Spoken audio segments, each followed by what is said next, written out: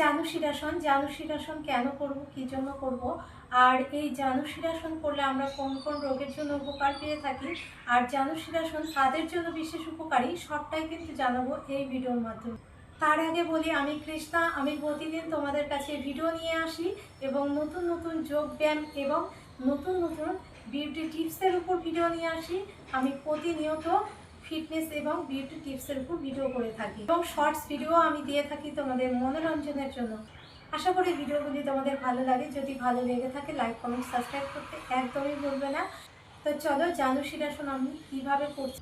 জানুশিরাসন করবার জন্য প্রথমে দুই পা লম্বা করে দেব, দুই পা লম্বা করে মেলে দেব। তো মেলে দেওয়ার পর যেটা করব সেটা হচ্ছে ডান পা বা পায়ের কুচকিতে বলতে পারো বা থায়ের সঙ্গে লাগিয়ে রাখতে হবে গোড়ালিটি। এই যে ঠিক এরকম কুচকিতে এভাবে লাগিয়ে রাখতে হবে জানুশিরাসন করবার জন্য, এবং পাটা হেঁটুটা যেন মাটিতে ঠেকে থাকে, ঠেকে এইভাবে কুচকির সঙ্গে যেন লেগে থাকে গোড়ালি, সেদিকে রাখতে হবে। এবং এই পাটি যেন এরকম উঁচু বা হেলে না যায়, হেঁটুটি সোজা থাকে এবং মাটির সঙ্গে লেগে থাকে, এটা লক্ষ্য রাখতে হবে। এরপরে যেটি করতে হবে, দুই হাত উপর দিকে তুলতে হবে। তা দেখো আমি সোজা, আর একটা কথা বলি, আমাদের যে মেরুদণ্ড সেটা কিন্তু সোজা থাকছে, সোজা থেকে এবং হাত দুটো আস্তে আস্তে উপরে তুলছি। এই উপরে তোলবার পর এখন আস্তে আস্তে নিচে নামাতে হবে। আরও একবার জানুশিরাসনের পদ্ধতি নিয়ে বলি। প্রথমে দুই পা সোজা মেলে বসতে হবে, তারপরে ডান পা ভাঁজ করে ডান পায়ের গোড়ালি বাঁ পায়ের কুচকিতে রাখতে হবে, দুই পাশ থেকে দুই হাত উপর দিকে তুলতে হবে, তারপরে আস্তে আস্তে সামনে ঝুঁকে দুই হাতের সাহায্যে দুই পায়ের বুড়ো আঙ্গুলের একটু নিচে চেপে ধরতে হবে, মাথা হাঁটুতে ঠেকাতে হবে এবং কোনো মাটিতে ঠেকাবার কিন্তু চেষ্টা করতে হবে। জাস্ট এভাবে ছেড়ে দিলাম, দেওয়ার পর আবার আমরা পা চেঞ্জ করে নেব। প্রথমে করলাম ডান পা, এরপরে করব বাঁ পা। ঠিক বাঁ পায়ের গোড়ালিও ডান পায়ের কুচকিতে থায়ের সংলগ্নে রাখতে হবে। এরপর হাঁটুটি সোজা করে মাটির সঙ্গে লেগে রাখতে হবে। এরপরে দুটো হাত আস্তে আস্তে উপরে তুলতে হবে। এরপরে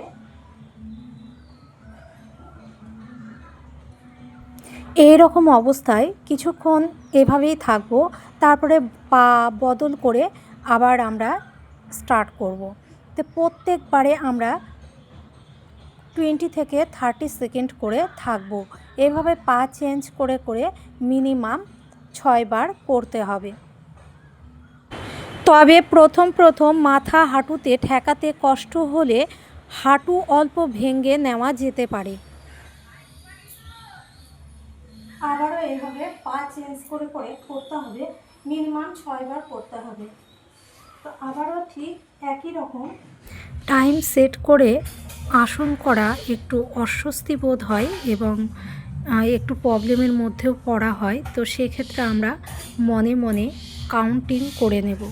তা আমি এখানে মনে মনে কাউন্টিং করে নিচ্ছি। 1 2 3 4 5 6 7 8 9 10 11 12 13 14 15 16 17 18 19 20 21 22 23 24 25। মিনিমাম আমি 20 থেকে 30-র মধ্যে কাউন্টিং করে নিচ্ছি। 20 থেকে 30 সেকেন্ড থাকলেই হয়ে যাবে। এরপরে তোমাদেরকে বলছি জানুশিরাসন কোন কোন রোগীদের জন্য বিশেষ উপযোগী। তো সবার আগে বলি, ডায়াবেটিস রোগীদের জন্য কিন্তু বিশেষ উপযোগী এই জানুশিরাসন। কারণ আমাদের পেটের বাঁ দিকে অবস্থিত প্যানক্রিয়াস গ্রন্থি থেকে প্রয়োজন মতো ইনসুলিন রস নিঃসরণে সহায়তা করে থাকে, যার ফলে এই আসনটি ডায়াবেটিস রোগীদের পক্ষে অতি প্রয়োজনীয় এবং খুবই ভালো।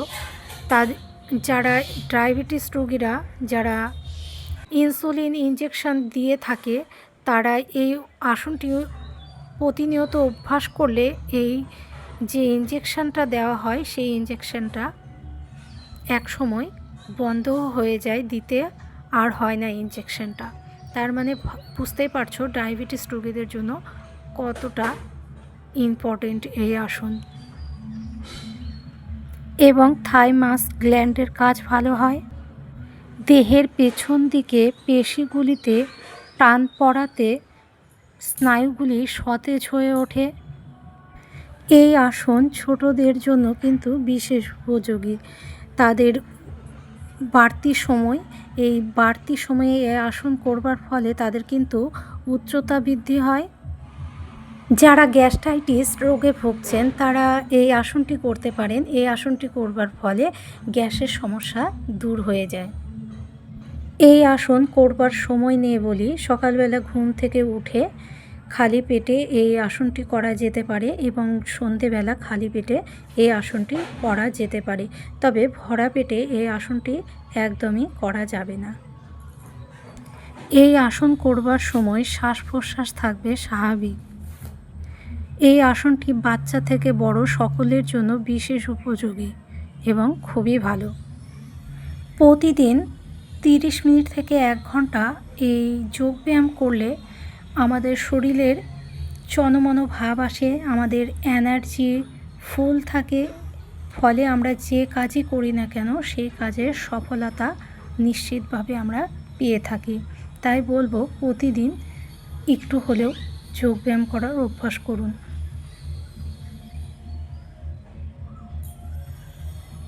এই ছিল জানুশীলাসন। আর এই জানুশীলাসনের উপকারিতা এবং এটি কোন কোন রোগের জন্য বিশেষ উপকারী সবটাই কিন্তু তুলে ধরলাম এই ভিডিওর মাধ্যমে। তো আশা করি তোমাদের ভিডিওটি ভালো লেগেছে, হেল্পফুল হয়েছে। যদি ভালো লেগে থাকে লাইক কমেন্ট সাবস্ক্রাইব করতে ভুলো না। আর আবার দেখা হবে তোমাদের সঙ্গে নেক্সট ভিডিওতে। তো যাওয়ার আগে একটাই কথা বলবো, প্রতিদিন 10 মিনিট হলেও একটু যোগব্যায়াম অভ্যাস করুন। এতে করে শরীরকে সুস্থ দিন। শরীর সুস্থ মানে মন সুস্থ, শরীরকে সুস্থ রাখলেই মানে অসুখ বিসুখ থেকে আমরা কিন্তু সুস্থ থাকতে পারবো। ভিডিওটি সম্পূর্ণ দেখবার জন্য অসংখ্য ধন্যবাদ। আর সবাইকে আমার তরফ থেকে অসংখ্য ভালোবাসা। Tata, bye bye.